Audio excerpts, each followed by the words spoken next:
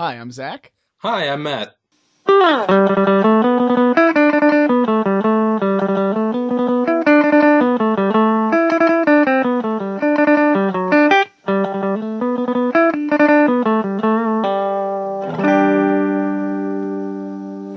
So this week, wait, what is our name even? This movie was a hot dog. All right, we'll put another pause. No, it's fine. We're Okay. good. Keep going. All right. So this week in This Movie Was a Hot Dog, we decided to watch Upside Oh, Down. oh no, you're terrible. What is this movie was a hot dog? This movie was a hot dog. Oh, Yeah, whatever. this movie was a hot dog is a podcast in which we watch a bad movie, critically, financially, or otherwise, and we talk about it and we just talk about why it's so bad. This one was really bad. Usually it'll be pretty obvious. Yeah, but this one was bad though. Yeah, anytime there's a sci-fi movie that immediately leads off with a set of rules, you're tempted to take note of it because why else would they immediately give you like a blitz on how physics works? Especially when they talk about them in order and show them on screen For the as first if you 20 minutes. as if you're supposed to take note of them because they are important. And then when you don't do that, when they don't follow their own rules, you're like, but you just gave us a history lesson though. And I feel like there's no better example of this than just right off the bat in the movie itself. The first scene that really struck me. First off, Okay. what movie did we even watch? All right. So this week we watched Upside Down. And Starring Kirsten Dunst and a frumpy looking man. with long hair who thinks it's cool to not shave. Did he think that's cool? I know, you're right. I think they were trying to be like, oh, look, he's kind of gritty. Or something. He's kind of gritty, but like he's really stringy and small. Yeah, I got a problem with that. Even when we get to the love story part of it, like that sort of falls apart for me. But go ahead, open up with what happens in the All beginning. right. We have a monologue explaining this impossibleness. Okay, so yes, the beginning, I mean the beginning of the plot, not the beginning of the movie where you get a 20-minute lecture on space physics. Well, shouldn't we talk about the space physics? Plays a huge part. We should talk about the space physics. How could we not? Okay, so the stringy guy with the gritty beard, his name is Adam, and like the first words he says is double gravity, which already isn't a thing and doesn't make sense. And then he's talking about he lives on a binary set of planets. There's these two planets that orbit each other at some points feet from one another, and Yeah. each planet has its own separate gravity, and that's when he lays out the three laws of double gravity. Do you remember them? I remember the gist of them. The first one is objects from one planet are held to the gravity of that planet, meaning it is impossible for these human beings to travel off their planet because they are always being forcibly pulled regardless of space, regardless of how far they are from their own planet. They're always being pulled back to it.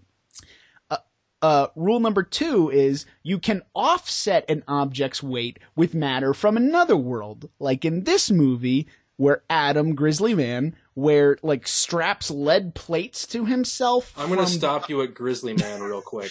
Okay. Adam, stringy man who doesn't like to shave. Right. And again, offsetting your weight with the matter from the other world is literally just an extension of Rule 1. Yes. So if you wear a bunch of lead weights, you from one planet and you're from another, you can stay on that planet. And then the third rule, which even in the universe of their own rules, made me just go, "What? What?" Yep. If matter from one planet is in contact with another planet for like an hour, For a plot convenient amount of time, it will literally burst into flames. Which, regardless of what it is. But again, as you'll find, is varying in degree. Well, they get it. That's a temperature joke. Okay, thank you. Oh god. As you'll find, those rules are constantly ignored and broken almost immediately. which I will set up for you now. Okay. So, early on, we see just immediately two big cities, and this will be familiar from the trailer, anybody who's seen it. Two big cities connected by what essentially looks like a giant cylinder that is like superevilcorporation.com. Space elevator. Exactly. And through a great leap of faith that these planets will never move,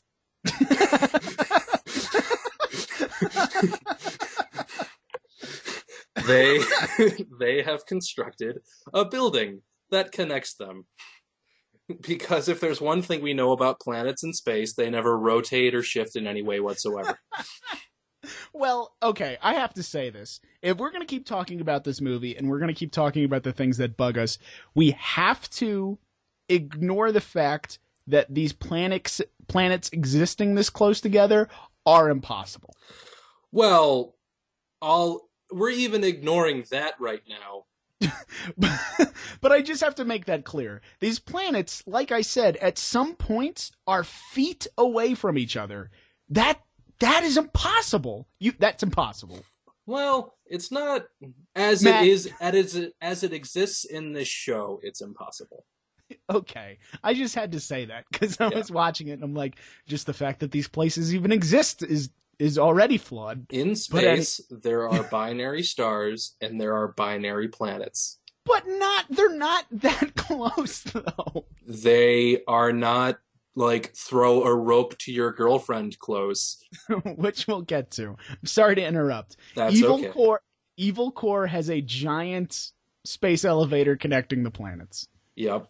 And then out in the mountains, many miles away, but where the planets are still close to each other, there is a mountain range where protagonist boy number 1 loves to go visit his aunt and climb up the mountain. And but what can his aunt do? I want to get the rule breaking, but you're right. So his aunt has harnessed the powers of alchemy and makes magic pancakes. No, his aunt has harnessed the pink pollen of the pink bee, which is implied can travel to both planets and isn't affected by the gravity. Well, but so it flies, and therefore the same way a bird can go 200 feet in the air. Because the planets in this location are like 50 feet apart. But the thing is, we never see these bees. These bees are a huge part of the plot, and you never see them.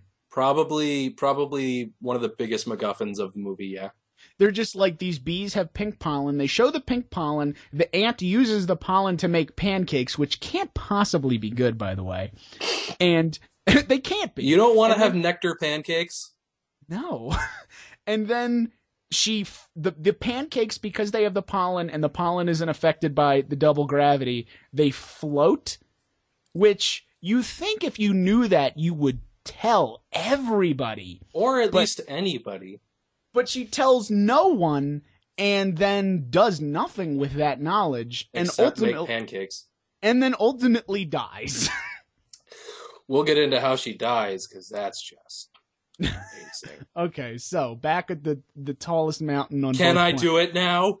Okay, yes. Okay, so kid wanders up gathering pollen for Aunt Grandma, and because they're really not clear, and so he goes up with his little toy plane, and in a mesmerizing scene, he throws his plane up from the tallest mountain on Poor Planet, and it lands and I guess gets lodged in the thorny ice grass of Upper Planet, because while it may look like it lightly rests on the surface and doesn't catch on fire, it's apparently lodged in there and being actively cooled, because otherwise we're breaking the rules already. See, I didn't even get that. I didn't even interpret it like, oh, well, it's stuck in there and it's cooled because of the something something. I saw that scene and went, they just broke the rules immediately. Well, that's what I thought too. I was trying to give them a scapegoat. The thorny ice grass of... Why would you even try? They didn't. You can't. They go, you can. Yeah, they didn't try. They go, you can't have one thing go to the other planet, and if it does go there, it bursts into flames. a minute and a half into this movie, they do the opposite of that. Immediately. He throws a paper airplane, it lands on the planet very, very gently, and then a girl goes over and picks it up, and it does not burn her, which is implied it will. Or the grass. Well, here's where I have to He bring should up... have literally caused a catastrophic forest fire on that other planet. Well, here's where I have to bring up my thing, where it's like, okay, so they go to the top of these mountains, like, there is a little boy, literally, at the peak of a snow-capped mountain. And so it's implying that these mountains are so high that they nearly touch each other on both planets. Yep. So these children have climbed to the highest peak on their adjoining planets to meet each other. How high is this?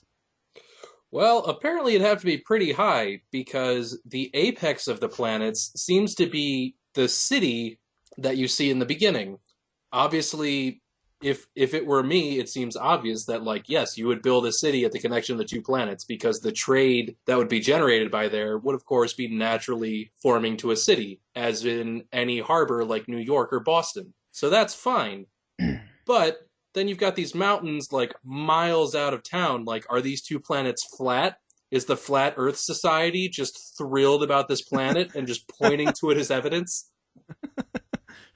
Well, before you go on, we do have to point out that the planet the boy is from is the poor planet that they call the Down World, and the one the girl is from is the rich planet called Uptown. I don't know.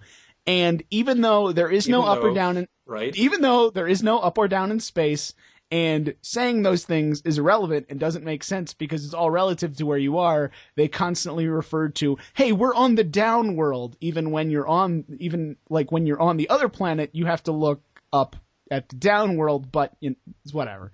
Anyway, I'm sorry. Continue. Well, the problem is the only people who'd complain about Downworld being down have to look down to see Downworld anyway. So, so they're really not in a position to argue. Anyway, continue. So, after he fails to cause the intended forest fire that he tried to set, I guess. It'd be much better if this was about interplanetary arsonists. But here's the thing, too. So then he sees girl, kind of waves like, ah, blah, blah, blah. And then later on, fast forward to teens, because obviously kids are boring and stupid. You see when he throws a rope to her, and she climbs up it without gloves or anything, because, fuck the rules again. Or fighting her own gravity. Well, so he kind of, like, pulls her up and makes a show of, like, That's true. Okay. Yeah. And then she's laying on this outcropping, so kind of, like, looking down at him while laying down on it. So they kind of play along there. He pulls her into a cave, and she's, like, laying on top of the cave. Yeah. And so it's about 6 feet tall, so they're almost, like, head to head. And so it kind of works out. However, after their afternoon rendezvous, where they totally probably do it, the lower world Gestapo shows up. Right as he is lowering her to her planet, in effect, because, like, he's fighting her gravity, not his. So, I guess lowering. And without announcing themselves, saying freeze, or even, like, assessing the situation and going, like, hey, if we interfere right now, this girl could fall to her death. Like, they just open fire, like, right off the bat. They just shoot him, they wing him in the arm, and he ends up dropping upper blonde girl. They're also literally shooting guns across planets. No, because they're the lower world people, and they're shooting at him. No, you're right. Yeah. But, I mean, some of these shots did look a little far for what looked like submachine guns, if we're just going to criticize. That's a problem I have in some scenes, is, like, you can't tell where some of these people are. Like, sometimes, because there's not a broad shot. No, it's like the low world Gestapo and then the upper world KGB are coming and shooting, and it's not like they have distinguishing uniforms. It's literally just guys in jackets. Yeah, they don't have, like, a big U or a big L. Honestly, like, if they're gonna call them upper and lower, like, why not? And, like, the thing is, though, they don't they don't raise the stakes for these police officers to justify their just fire on sight, like, because it seems like that would be easy to set up, because like it says in the beginning, things catch on fire. If they had opened with some news reports of like an arsonist crossed to Upper today, hugged a wooden building and burst into flames, a city block was consumed before firefighters could put it out. God, this movie would have been so awesome. Right? That would have been so easy. There is such a potential for terrorism. You've got massive economic difference and ready combustion. Well, okay, so I'm going to fast forward a little bit just so I can get to a point. So they're shooting at him. He lets go of the rope, and Kirsten Dunst falls down and breaks her head. And then they fast forward to 10 years, although nobody has aged a single day. But well, the makeup is expensive. What I'd like to get to and touch on are the politics of these two planets. Yes, do. The upper world is rich because it is stealing oil from the lower world and then providing them with expensive electricity. But nobody from the upper world can go to the lower world. So it's not like there is a military presence from this other planet there. There just seems to be an agreement that, like, oh yeah, we'll give you the oil, which I'm sure, 50 years ago they thought was beneficial, but now it's not. So stop giving it to them. This is literally the only country ever in existence where having oil wasn't an economic advantage.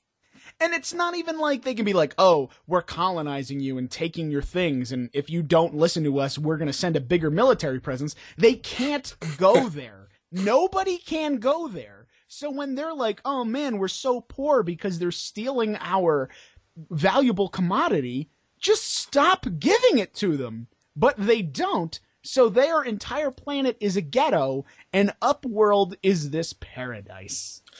Yep, because entire planets are able to experience economic bliss. That's why all of the U.S. is rich.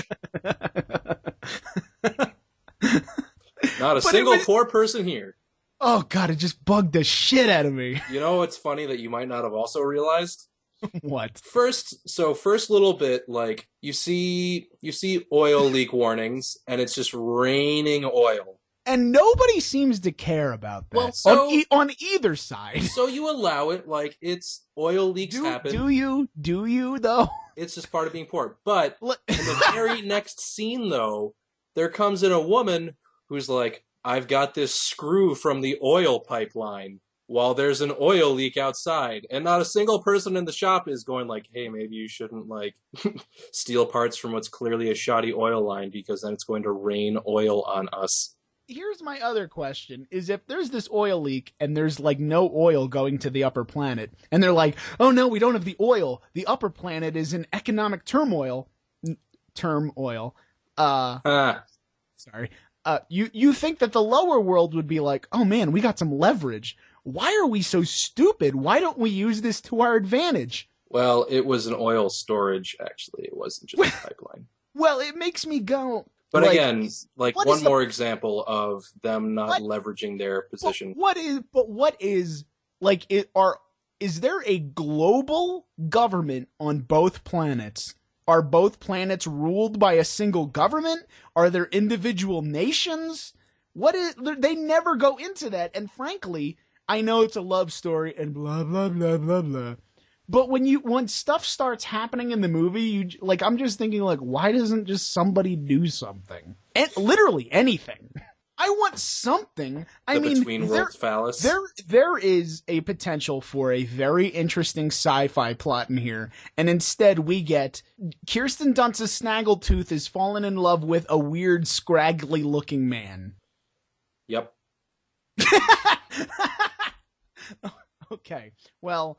We flash forward 10 years, like we said, Kirsten Dunst hits herself on the head. This guy is working at a hobby store, and he sees her on TV working in the giant building that connects the two planets. And he's dead. Like, and not dead, which surprises him. And he's like, surely she remembers me. She wouldn't she never contacted him in 10 years, and he never questions that, ever. He's implying that he was like 18 when this happened, so he's like 28 now. Why does this guy care? Move on, dude. Well, so, I mean, he thought she was dead. Whatever. But they are in love. Right, they're in love. So, anyway, you could pick it up. So anyway, so he decides that he's got to get in touch with her. And in the background, using the Alchemist Pink Miracle Bee sauce, he has been working on a beauty cream, which is, it takes the concept of facelift quite literally by just anti-gravitying your flabby, wrinkled face. So he manages to, and I don't know if they have mannequins like this, but God, I hope they don't. Like, he just has this sloppy mannequin with loose-fitting skin that he just smears on this pink butter, and it does what, the writers wanted it to do, which is raise the mannequin's disgusting face. But it only works for a few seconds, and blah, blah, MacGuffin. So he uses this idea, we presume because it's literally never shown, to get an interview and a job at Evil Corps. It's a bit of a smash cut. Yeah, it's just like, I'm gonna go get her. And then suddenly, he's working there at a cubicle. With chemicals, though. Not even in a lab environment at all. Just like at a desk with a computer surrounded by papers. He's got Bunsen burners and test tubes and all kinds of science crap. And he's in a cubicle. Like, they're not like, yeah, go into this clean room where you'll have all these things and you can use whatever you need. They just put him at a desk and say, do science. Also, so this is another iconic scene from the trailer, though. This is the double rows of cubicles where Lower World can literally look straight up at Upper World with their coworkers, and they're separated by about 10 feet of just dead air. This is where the movie started to get unbearable to me, because from this point forward, about half the movie is literally filmed upside down. Like, from just talking to people and having conversations to him just looking up and just, being inquisitive. And when somebody is talking to him and they are upside down, it's really tough on the eyes. It really is. Yeah. Imagine how he felt. I don't. Imagine being poor and having to look up at your boss. Oh, also, how about that scene where he goes into his manager's office and sits on the lonely little barber chair that raises 25 feet in the air? Because, no building designer would have thought, hey, maybe if we make these floors a little closer together, that won't be horrifically inconvenient. No, I guess because there's supposed to be a separation, but even still. So he finds out that she's working there. He finds out where she works, and he decides he's going to go find her. So because he's working on this facelift cream, they have been giving him, iron bars. So dense amounts of upper world matter. Even though I don't know what kind of application this has for his cream. So one of the things that's somewhat unspoken about it is that the denser a material is from one world, the more prone it is to the inflammation effects. See, I never even got that. I feel like that's one of the things, because with the dense bars, they definitely talked more about them getting hot and things like that. Speaking of that, before we move on, let me just go into the real quick. There are scenes in The Office where at some points you can literally just hand somebody something. And they do. You can just put your hand up and give somebody a folder or a binder, and you can take it, and it doesn't float away, and it doesn't burst into flames. But then within the same scene, somebody will do that, but it will be bound by that other world's gravity.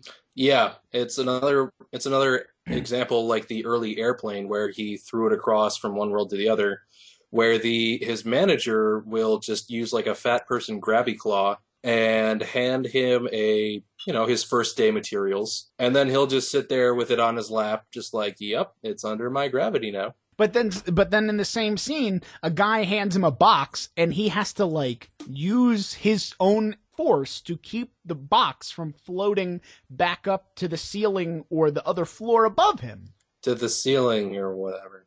Or whatever. So he's hoarding these iron bars he's getting because to make a suit that will weigh him down so he can walk on the other side of the building, on the upworld. So he needs about 1.5 times his weight, and they give him a limited allotment each week for experimentation. Would you say about, like, maybe 5 pounds? Each bar? You know what? Yeah, let's just say that. He gets about 8 bars, and if we're using crazy science, each bar weighs 5 pounds. I'd give it about 10, but yeah. He still has nowhere near enough. Well, so he gets like 2 or 3 like dense bars, we'll say, a day. And so he weasels them away in the break room, which no one sees because there's no such thing as cameras in the world where they will shoot you on sight for attempting to cross. You're right. You're absolutely right. In this planet where it's like one planet is literally a Nazi regime and the other planet is just like, Paris. I don't know. Paris. Paris in the 20s. Paris in the 20s. There are no cameras anywhere. Nobody ever catches him. Zach, how could there be cameras? Because the electricity wouldn't be able to go from upper to lower without burning and the blah, blah, blah. God, I hate you. The writers obviously didn't think about that, but we'll pretend they did, and that's why. Sure, why not? But yes, so once he has put enough acorns away for the winter, he goes and gets locked in a cave with an Indian guy and decides he has to build a suit to escape. And wait a minute. When was he locked in a cave with an Indian guy? That was an Iron Man reference. Oh. I was like, did I fall asleep? Would have been a pretty good part, too. Would have been a nice nod to a classic, but nope. Oh, my God. I thought I lost it for a second. I'm like, I totally missed the Indian guy character. Was he a big deal? No, instead it was a big black guy, but either way, he went and locked himself somewhere and made a suit. Well, but it's not like a mech suit, though. It's not. It's just like a boring, hey, I'm going to go running, but running's not hard enough, so I'm going to put on some weights kind of suit. Okay, that's with just a black guy that he already knows. During which they go and touch on Rule 3 again, in case the writers had forgotten, because it seems like they had. Because they have already ignored the first 2 rules completely. On multiple times. Multiple times. So just to remind the audience and the writers, they go over the fact that if he wears the suit too long, he will catch on fire. And so, or just get slightly singed. Don't worry, that happens. Yeah, I was going to say, don't worry, the MacGuffin finally MacGuffins. And so he decides to, go up there and isn't, like, bulky or awkward at all while wearing, like, 200 pounds of otherworld material. With, of course, smuggled clothes that he got from Upperworld, which, again, don't burn him on contact. Right. Yeah. What? Oh, God. Yeah, no, I caught all this. And he goes and during his little transition, though, the Gestapo tries to catch him again, but he, quick action beat because this movie's really boring. And then he finally, like, sweating and heaving, bumps into Kirsten Dunst while she's, like, doing the worst job ever of trying to build what's essentially a tower of cards. He finds out she has amnesia and does not remember him. From her secretary. And so, but he still, plows on with the small talk and quite creepily goes, "Do you remember me?" She goes, "No, I have no idea who you are." He starts sweating profusely because the iron bars are now burning. And despite the fact that he looks horrible. He hasn't shaved in at least a week. And at least the whole movie. His hair is terrible. He's sweating. He's really nervous and he's mumbling and bumbling. He runs out of the room and she could not be more charmed. She is so smitten by what appears to be the creepiest man she's ever met. Yes, and her secretary also pushes her down this very healthy line of lust, we'll say. And So he goes home calling that just a rousing success. Wait, no, you're forgetting my favorite scene. All right. So his iron bar is burning. He excuses himself in the most awkward of ways, which she just loves. He runs to the bathroom and To try and douse himself. he splashes water on the iron bars, which apparently is enough to stop them from bursting into flames Thank for God. another hour. And he's like, oh, okay, fine, it's done. And he goes to pee, and he pees, and because everything that is from one planet is drawn to that planet, his pee floats to the ceiling. Which I actually thought was kind of good. But then what I didn't love was either that pee set off a smoke detector or that building has piss detectors. That was where I was just about to go. So there are two things. One, when his pee floats to the ceiling and pools on this detector on the ceiling as soon as his pee touches it and goes off, which means that bathroom has a detector on the ceiling in case somebody pees and it floats that high, implying that has happened before. Right? Just in case anyone sneaking up there is that dumb that they just gotta take a piss. And so he's held down by those iron bars, which means he's constantly being pulled to the... Was that a beer? Don't worry about it. All right. So he's constantly being pulled to the other planet. He even uses hairspray to keep his hair down. They address that. No, yeah, he uses hairspray and mats his hair down because his hair floats, which was like a clever little nod to their own rules, even though why start now? Because, again, they reminded the writers that the rules exist while he was making his Iron Man suit. So he's peeing, and he pees on the ceiling. Wouldn't his dick always be floating up and or down, depending on your perspective? He wears boxer briefs. He keeps it tight. But it's like, when he pulls his dick out to pee, shouldn't his dick be pointing up? I don't know about you. I've done a lot of peeing in my life. Mm-hmm. If I went to go to a urinal and pee, and my penis was pointing directly at my head, I think I would notice that. This guy's pretty dumb, though.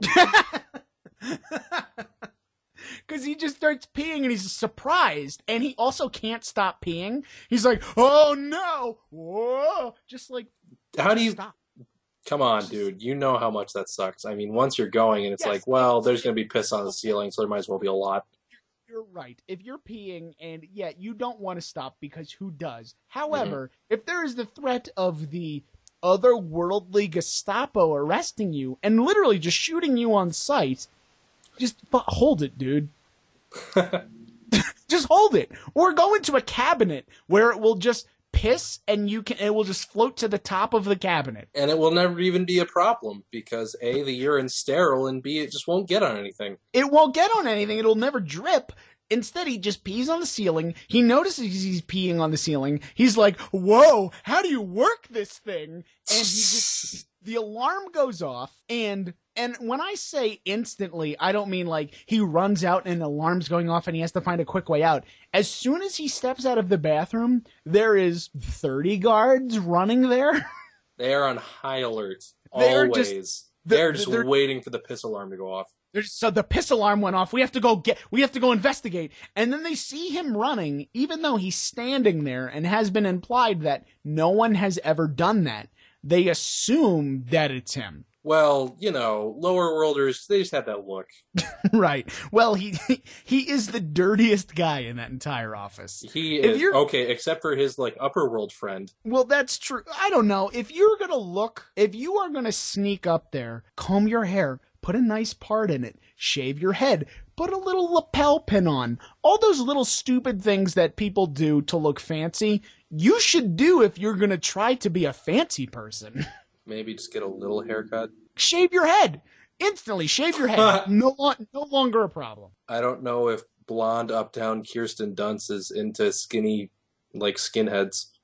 I don't know if I'm into this movie. Nor was I, because shortly after he escaped, I started fast forwarding. Well, this is where I kept paying attention. I made it as far as the lunch date, which she calls and asks him out on after his brilliant performance wooing her. Yeah, he's like, oh man, that sweaty, creepy guy. I wonder if he'll take me out to dinner. Oh my So- god, my dry, dusty panties haven't come off in months. Ew, that was gross. She'd have to be pretty desperate to call that dude afterwards. He goes back to his planet and he's fine. He keeps working on his cream and he realizes she doesn't have her memory, so he has to woo her. So Oh my he god, I have goes- to put in work. So he goes back to the other planet to have lunch with Kirsten Dunst.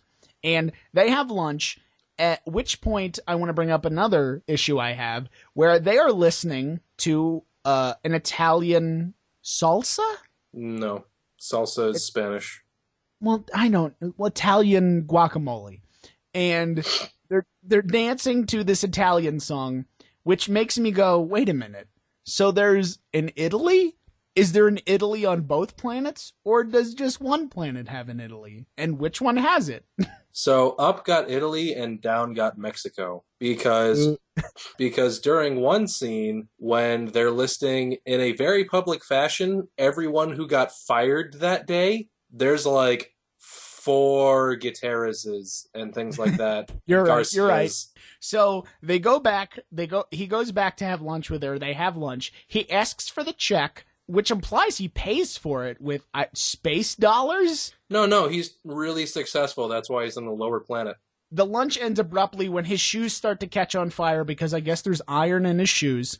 Yep. And in what I would call the only cool scene in the entire movie, he jumps into the ocean to douse his burning clothes, then dumps all of the iron from his shoes and clothes, and immediately falls from the ocean of Up Planet and into the ocean of Down Planet, but at a height which would kill a man. Yeah, I was going to say, because I remember, like, to get between the planets to Fancy Restaurant of the Stars, there's, like, these gondolas that go between the planets, right? Yeah. Yeah. And so, if you recall the great Mythbusters episode where they talked about people jumping off the San Francisco Bridge, about 150 feet will tear your leg off. And he easily falls Probably, 1,000? yeah, I was going to say, 1,000 probably like feet? 1,000. At least. Because this is well outside the city, where it's like a couple 100 feet. Oh, but there's one thing I wanted to go to. So when they're at the fancy restaurant and they're chatting it up, and he is being just as nervous and weird as ever, like literally nothing has changed. And she starts to walk out on him. She starts to walk out on him, he pulls her back, and then they have their lunch. At the lunch, she is like, you have to try these great otherworld drinks, which means they're drinking booze from the down planet because the booze is floating up. They have martini glasses, but they put them upside down. Yeah. And she's like, I'll teach you how to drink these. And I'm watching them drink them, and I'm like, so they're drinking the liquids upside down, which would mean that the liquids won't go down their throats. Yep. So 2 things will happen. 1, they'll just straight up choke. 2, the liquid won't even go down their throat. It will just slide to the back of their mouth and out of their nose. You can drink upside down, though. You have peristalsis. No, you and your science words. But even let's say they drink it, right? Let's say they get it down to their stomach. And Hey. I'm not talking zero gravity where it's floating in your tummy or whatever. I'm talking burning on fire. Not only will it burn through your body, because we've been told that it will do that, but even if it doesn't do that, it'll just float at the top of your stomach, preventing digestion forever. Unless you drink enough of it. Right. Unless you completely saturate your body with booze until your stomach just is filled with it, in which case you'll die for a third reason. Exactly. You gotta build up that base layer so that it can reach your duodenum and make it out to the small intestine. Oh God, I hate you oh so much.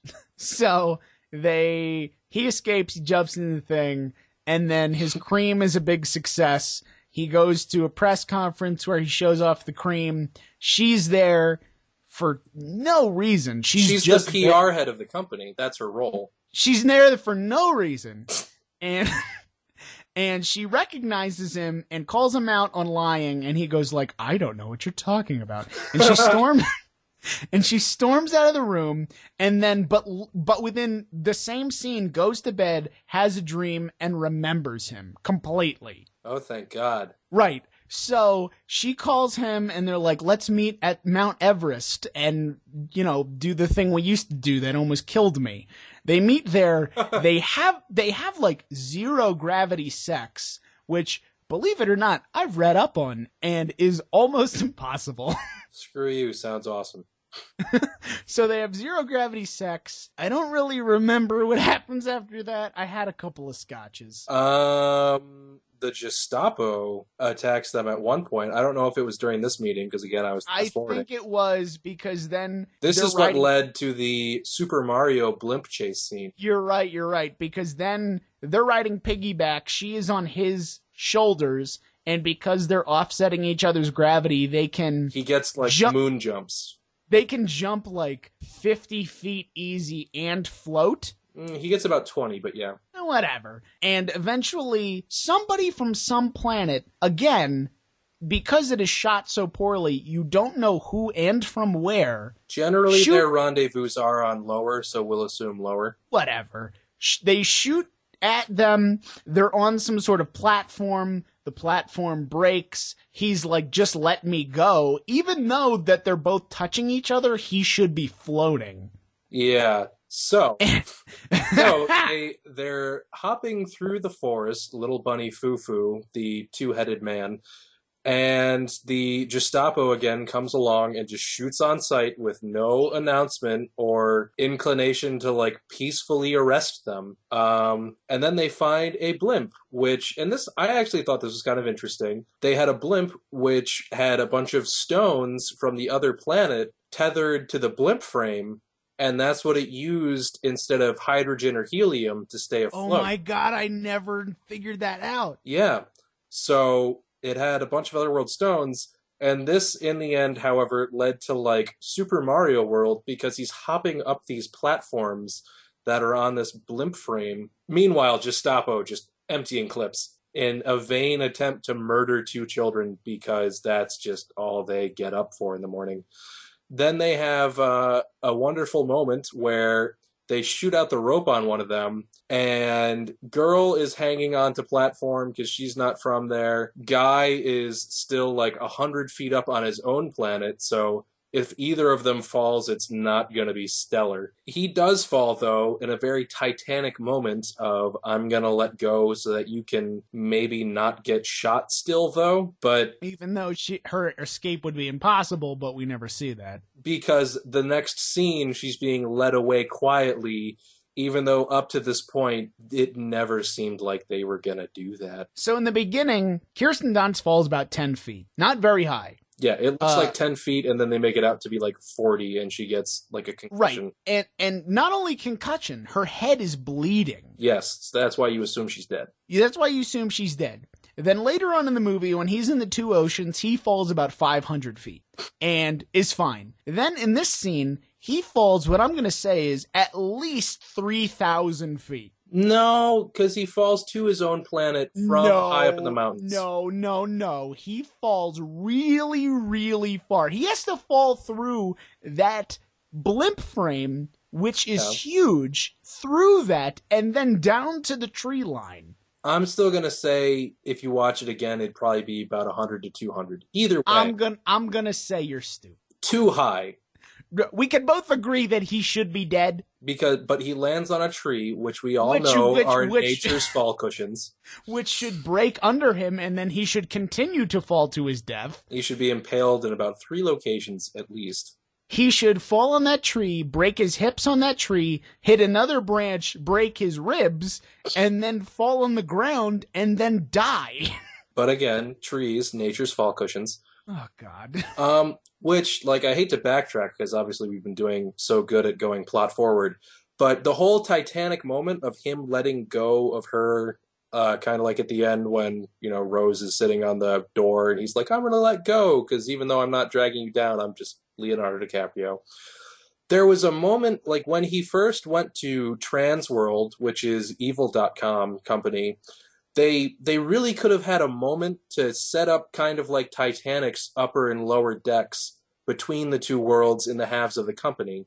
Like, it would have been very interesting if he went in on the ground floor and there was like steelworks and smelting and like really gritty blue collar labor. And as he went up, it was increasingly white collar as he got closer and closer to floor zero, which is the neutral floor of the buildings. And I feel like that was an opportunity lost by the producers to really get like a quick contrast between conditions on the two worlds. But like, do you remember from Titanic when when they ride down the elevator and you get like a quick glimpse of just like as you go down in floors, like conditions are increasingly deteriorating. Yeah, but what is this, a movie?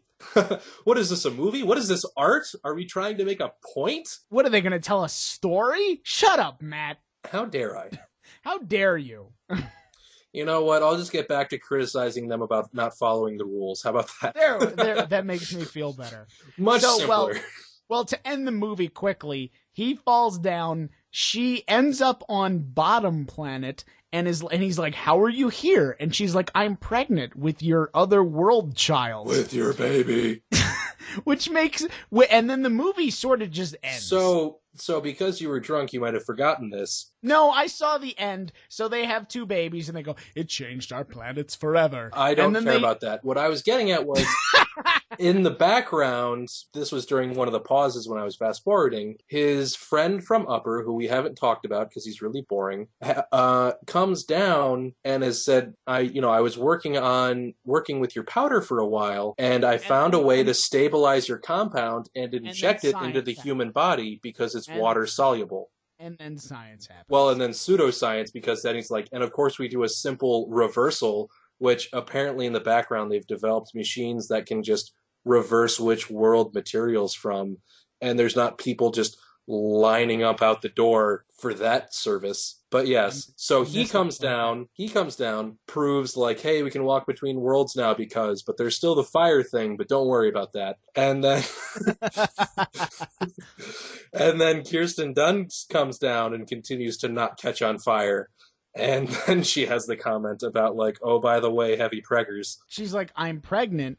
And which makes me go, so he just busted a nut up in that shit. And didn't burn her alive from the inside out. It just burned a hole through her. But let's just assume that sperm doesn't whatever. So then she's like, well, I have two babies now. I have twins. Which I'm like, why is it twins? That doesn't mean anything or do anything. They just say that. And then she gives birth and they just fly off in opposite directions. Right, that's what I thought. I'm like, if she's on one planet, if she's on lower planet and she immediately has the lower world twin, will she not rocket to the other planet? Yeah, like, are they going to need, like, a little net above the birthing area to just kind of, like, boom, whoa, that one almost got away from us there. And then when she has the upper world planet baby, assuming is she not... that's how it works. Because we don't see that. Are we assuming that she is just this weird hybrid that floats in between planets now? Pretty much. No, we'll just assume she goes straight up Padme and dies in childbirth, and we don't really care. Oh, God, if we're so lucky. So she's dead, and well, God, we can only hope. Kirsten Dunst. She doesn't die in the movie, but I'm going to assume she dies. So Kirsten Dunst dies, and then the movie just ends. Yeah, and he doesn't even give us like a nice Darth Vader screen after either. He just kind of, continues being. He just continues being scruffy and nonchalant in the sweatiest, stammeriest way possible. And the movie's over. Yep, and what a good movie it was. So I'm going to give you my review of it. So give me a quick recap and then give me your rating of the movie so that you don't have to watch this whole review to understand how we feel about it. God, it's so bad. So a movie that is essentially a love story. It's embedded too much in its own science that it ignores. It doesn't it brings up these rules, refuses to address them, and then is like, don't worry though, it's about true love. But if it was about that, then something should happen. These rules that they bring, first of all, the movie's very boring. At one point I was watching it with my girlfriend. I also watched it with my girlfriend.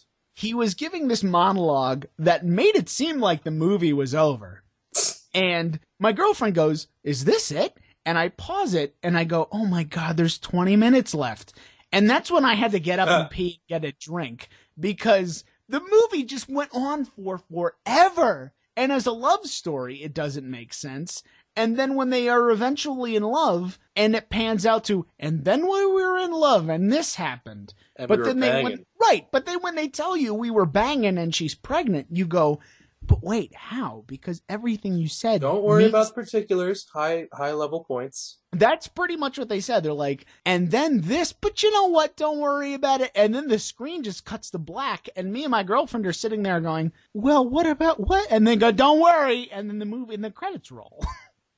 All right. So what would you rate this movie if you had to boil down this really long review into a rating? Well, because this is what's in my hand, I'm going to give it 13 scotches out of 30 scotches, which, by that, I mean this movie was a hot dog. Okay, so you give it about a little less than half a bottle of scotch. I'm going to give it a little less than a half a bottle of scotch and say this movie was super, super stupid. Not even bad. Bad is one thing where you watch it and you're bored and you're like, blah, blah, blah, which don't get me wrong, I was bored. But you're watching it and you're just like, why? Why is this happening? You said this couldn't happen, but I'm watching it happen, and it's bad. God, is it bad?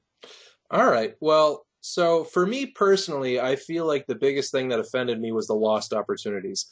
And a lot of these were probably due to budget, because you can't make a 3-hour epic on, a 90-minute movie's budget.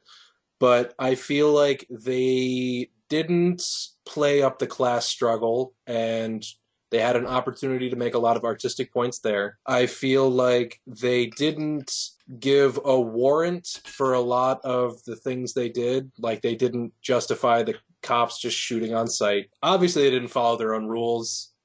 They were pretty liberal with their interpretation of the gravities and whatnot. I feel like the writers honestly didn't read their own script. And yeah, overall, the love story was extremely forced. They just, they said he needs to fall in love by 60 minutes into the movie, and so that's what happened.